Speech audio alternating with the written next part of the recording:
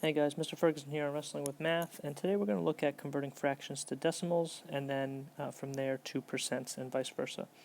So the first example I have is 9 over 20, and if you look, my paper is split up into columns here, fractions, decimals, and percents.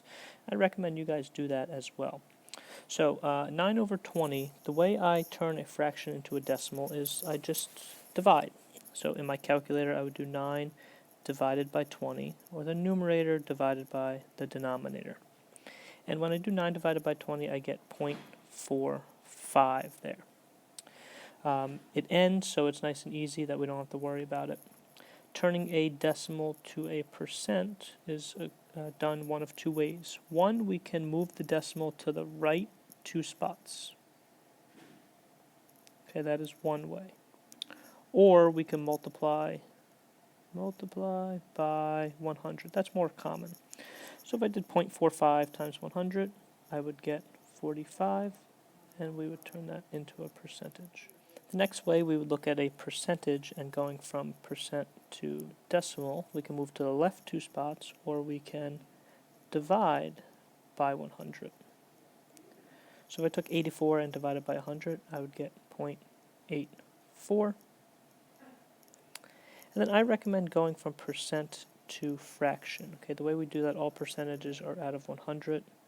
So we would do 84 divided by 100. And 84 over 100 is fine, but we do want to simplify. So we want to see if there's a number that goes into both. This example here, I can divide both the numerator and denominator by 4. And that would give us 21 over 25. That would be the simplest form. Okay.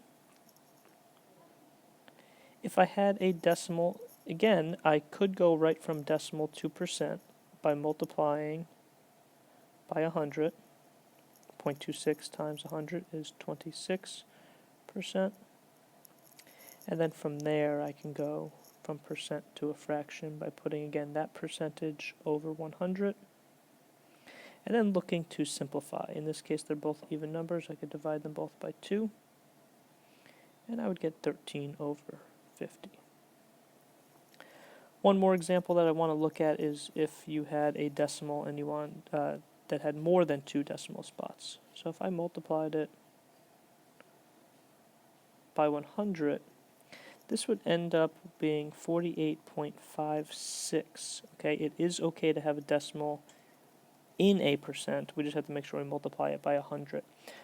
You would be told whether to round to the nearest tenth, to the nearest hundredth, to the nearest percent, whatever it may be, but it is possible to have a decimal in there. So here's just a few examples for you guys. Feel free to pause and go back and rewatch this to see how we got from one column to the next. And I hope this helped, and thanks a lot, guys.